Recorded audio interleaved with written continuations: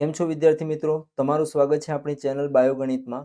આજે આપણે ટીસીએ ચક્ર કે જેને ક્રેબ્સ ચક્ર તરીકે આપણે ઓળખીએ છીએ તેના વિશે અભ્યાસ કરવાના છીએ કે જેમાં ક્રેબ્સ ચક્રમાં સમાવેશિત જેટલા પણ સંયોજનો છે કે તેમાં થતી જે પણ ક્રિયાઓ છે તેના માટે હું એક શોર્ટકી લાવેલો છું. તો વિડીયોને અંતિમ સુધી જોજો, કારણ કે હું ગેરંટી આપું છું કે આ વિડીયોને જોયા પછી તમારા ટીસીએ ચક્ર કે ક્રેબ્સ ચક્રને લગતા જે પણ ડાઉટ્સ હશે તે 100% સોલ્વ થઈ જશે. હવે સૌપ્રથમ આપણે જોઈએ કે આ ટીસીએ ચક્ર કે જેને આપણે ક્રેબ્સ ચક્ર કહીએ છીએ તેનું સ્થાન કયું છે. આપણે જ્યારે કોઈ પણ કોષ લઈએ તો કોષમાં આવેલી એક અગત્યની જે અંગિકા છે કે જેને આપણે કહીએ છીએ કણાભ સૂત્ર. એ કણાભ સૂત્રના અંતઃપટલથી અંદર જે ઘેરાયેલો વિસ્તાર કે જેને આપણે કહીએ છીએ આધારક અથવા તો મેટ્રિક્સ, તેની અંદર ટીસીએ ચક્ર જોવા મળે છે.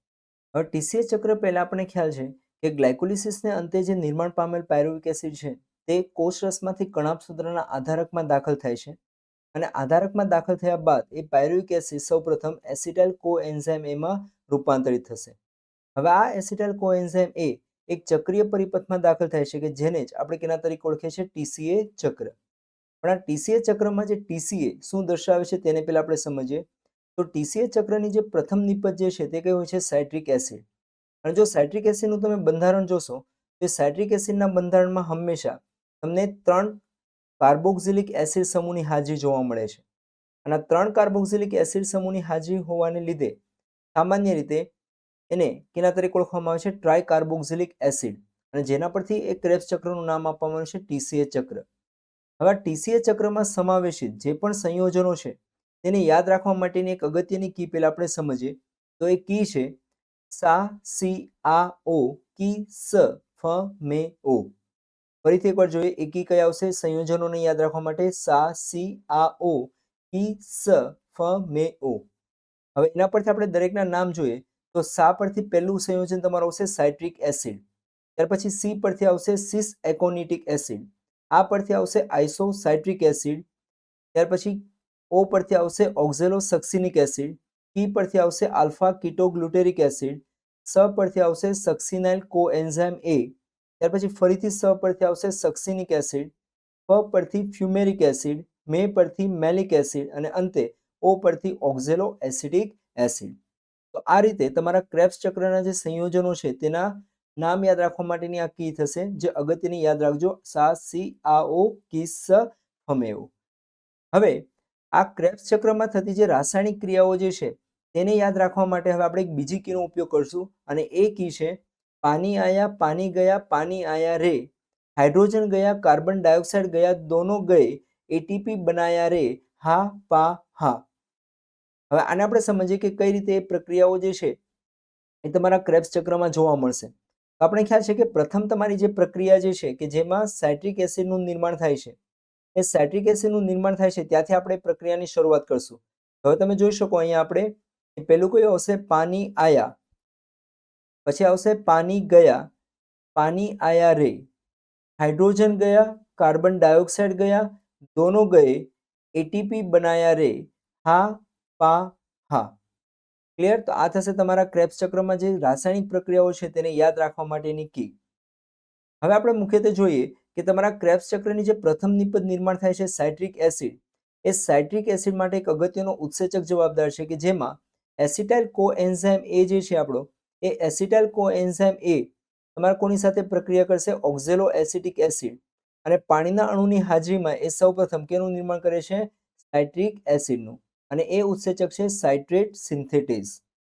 હવે સાઇટ્રેટ સિન્થેટેઝની મદદથી જ્યારે સાઇટ્રિક એસિડ નિર્માણ થશે પછી તમારા ચક્રીય પરિપથમાં દાખલ થશે, જેમાં સૌથી અગત્યનું આપણે યાદ રાખવાનું છે કે તમારી ઓક્સિડેશનની પ્રક્રિયાઓ સતત જોવા મળતી હશે.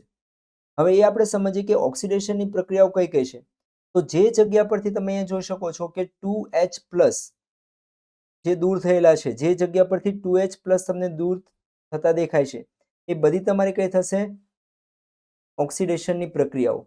હવે ઓક્સિડેશનની પ્રક્રિયામાં જે 2H+ દૂર થાય છે એ હંમેશા કોઈ અણુના રિડક્શન માટે વપરાતા હશે. તો એ હવે આપણે જોઈએ કે પ્રથમ 2H+ દૂર થાય છે એ 2H+ કેનું રિડક્શન કરશે? NAD+ નું રિડક્શન કરશે, જેથી શું નિર્માણ થશે? NADH+H+. ત્યાર પછી આલ્ફા કીટોગ્લુટેરિક એસિડમાંથી જે સક્સિનાઇલ કોએન્ઝાઇમ એ બને છે ત્યારે મુક્ત થતો 2H+ પણ કેની માટે વપરાશે? NAD+ ના રિડક્શન માટે. કે જેથી નિર્માણ થશે NADH પ્લસ H પ્લસ. ત્યાર પછી બીજો એક 2H પ્લસ જે મુક્ત થાય છે આવશે સક્સિનિક એસિડમાંથી જ્યારે ફ્યુમેરિક એસિડ બને ત્યારે, અને એ 2H પ્લસ FADના રિડક્શન માટે વપરાશે કે જેથી નિર્માણ થશે FADH2. અને ચોથો જે 2H પ્લસ દૂર થાય છે મેલિક એસિડમાંથી ઓક્ઝેલો એસિટિક એસિડના નિર્માણ દરમિયાન, એ 2H પ્લસ ફરીથી કેની માટે વપરાય છે NAD પ્લસના રિડક્શન માટે કે જેથી કેનું નિર્માણ થશે NADH પ્લસ H પ્લસ. તો હવે અહીં એક સૌથી અગત્યનું યાદ રાખવાનું કે જે 4 જગ્યા પર તમારા 2H પ્લસ દૂર થાય છે એમાંથી 3 જગ્યા પર NADE પ્લસ નિર્માણ થાય છે અને એક જગ્યા પર તમારા FADH2 નું નિર્માણ થાય છે. તો એને આપણે કઈ રીતે યાદ રાખશું? તો આ મુખ્યત્વે જો કે એક જગ્યા પર જ્યારે 2H મુક્ત થાય ત્યારે તમારું ફ્યુમેરિક એસિડ નિર્માણ થાય છે. તો જે જગ્યા પર ફ્યુમેરિક એસિડ નિર્માણ થતું હશે ત્યાં મુક્ત થતા 2H પ્લસ કેની માટે વપરાશે FADના રિડક્શન માટે. તો એ તે યાદ રાખશો તો તમને ક્લિયરલી ખ્યાલ આવી જશે. હવે આપણે અહીંયા મુખ્યત્વે જોઈએ તો જે કીધું કે એટીપીનું નિર્માણ થાય છે, પણ એ એટીપીના નિર્માણ પહેલા હંમેશા સક્સિનાઇલ કોએન્ઝાઇમમાંથી જ્યારે સક્સિનિક એસિડ બને છે તમારા જીડીપી જે છે એ કેમાં રૂપાંતરિત થાય છે જીટીપીમાં. આપણે કીધેલું છે ટેક્સ્ટબુકમાં કે પહેલા જીટીપીનું નિર્માણ થાય છે, પણ એ જીટીપી ત્યારબાદ કેમાં રૂપાંતરિત થાય છે જીડીપીમાં, અને એ દરમિયાન મુક્ત થતા એક ફોસ્ફેટની મદદથી તમારા એડીપીનું ફોસ્ફોરાયલેશન થઈને અંતે કેનું નિર્માણ થાય છે એટીપીના એક અણુનું. તો આ થઈ ગઈ તમારા ટીસીએ ચક્રમાં થતી જે પણ ક્રિયાઓ છે તેના વિશેનો અભ્યાસ.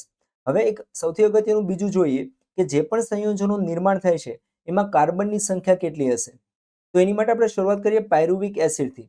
તો જ્યારે આપણે પાયરુવિક એસિડની વાત કરીએ તો પાયરુવિક એસિડ જે છે એ મુખ્યત્વે કેટલા કાર્બનયુક્ત હોય છે? 3 કાર્બનયુક્ત. હવે પાયરુવિક એસિડમાંથી જે એસિટાઇલ કોએન્ઝાઇમ એનું રૂપાંતરણ થાય છે એ દરમિયાન કાર્બન ડાયોક્સાઇડનો એક અણુ દૂર થાય છે અને જેથી કાર્બનની સંખ્યામાં એક ઘટાડો થશે અને એસિટાઇલ કોએન્ઝાઇમ એ આપણને કેટલા કાર્બનયુક્ત મળે છે? 2 કાર્બનયુક્ત. હવે આગળ આપણે સાઇટ્રિક એસિડનું જે બંધારણ જોયું એના ઉપરથી આપણને એટલો ખ્યાલ છે કે સાઇટ્રિક એસિડ તમારા 6 કાર્બનયુક્ત સંયોજન છે. હવે તમારા આખા ક્રેબ્સ ચક્રમાં એ જોવાનું કે જે જગ્યા પર કાર્બન ડાયોક્સાઇડ મુક્ત થતા હશે ત્યાં જ માત્ર કાર્બનની સંખ્યામાં ઘટાડો થશે, એ સિવાય કોઈ પણ રાસાયણિક પ્રક્રિયા દરમિયાન કાર્બનની સંખ્યામાં ઘટાડો થશે નહીં. અને જેથી તમે જોઈ શકો કે સિસ એકોનિટિક એસિડ એ પણ 6 કાર્બનયુક્ત, આઇસોસાઇટ્રિક એસિડ પણ 6 કાર્બનયુક્ત અને ઓક્ઝેલો સક્સિનિક એસિડ એ પણ 6 કાર્બનયુક્ત થશે. પણ હવે અહીંયા તમારી કઈ પ્રક્રિયા જોવા મળે છે? કાર્બન ડાયોક્સાઇડ દૂર થવાની પ્રક્રિયા કે જેને આપણે કહીએ છીએ ડીકાર્બોક્સિલેશન. અને જેના લીધે હવે કાર્બનની સંખ્યામાં એકનો ઘટાડો થવાથી આલ્ફા કીટોગ્લુટારિક એસિડ કેટલા કાર્બનયુક્ત હશે? 5 કાર્બનયુક્ત. હવે ફરીથી અહીંયા ડીકાર્બોક્સિલેશનની પ્રક્રિયા તમે જોઈ શકો છો અને જેથી હજુ એક કાર્બનની સંખ્યામાં ઘટાડો થશે અને જેથી સક્સિનાઇલ કોએન્ઝાઇમ એ કેટલા કાર્બનયુક્ત બનશે? 4 કાર્બનયુક્ત. હવે ત્યાર પછી કોઈ પણ તમારી ડીકાર્બોક્સિલેશનની પ્રક્રિયા થતી નથી, એટલે કે હવે પછીના બધા જ ઘટકો જેવા કે સક્સિનિક એસિડ, ફ્યુમેરિક એસિડ, મેલિક એસિડ અને ઓક્ઝેલો એસિટિક એસિડ એ બધા 4 કાર્બનયુક્ત સંયોજનો થશે.